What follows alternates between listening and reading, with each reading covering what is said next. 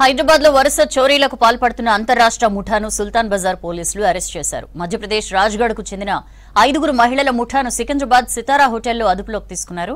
14,000 రూపాయలు విలువైన నకిలీ నగలు, బట్టలు స్వాధీనం చేసుకున్నారు.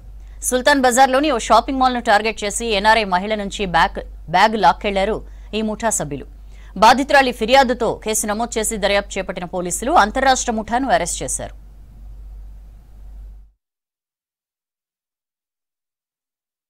Good afternoon. ఈరోజు Hyderabad city police east zone సంబంధించి తర్వాత సుల్తాన్ బజార్ డివిజన్ లో inter state pickpocketing and attention diversion కి సంబంధించినటువంటి ఒక ఉమెన్ గ్యాంగ్ ని పట్టుకోవడం జరిగింది. ఇందులో 5 మెంబర్స్ ఉన్నారు.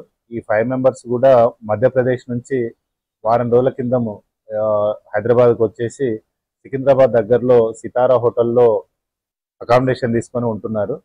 సో వీళ్ళ మోటివ్ ఏంటి అంటే బిజీ ప్లేసెస్లో, తర్వాత షాపింగ్ మాల్స్, నెక్స్ట్ ఎక్కడైతే క్రౌడ్ ఎక్కువగా ఉంటుందో అక్కడ వీళ్ళు గ్రూప్గా వెళ్ళేసి ఒకరిద్దరు షాపింగ్ చేస్తున్నట్టు నటించడము, మిగతా వాళ్ళను షాప్లో ఓనర్స్ని కానీ తర్వాత లేదా అక్కడ కొనే వాళ్ళని కానీ డైవర్షన్ చేసేసి వాళ్ళ దగ్గర ఉన్నటువంటి విలువైన వస్తువులను లేదా డబ్బును కాజేయడము వీళ్ళ మోటివ్.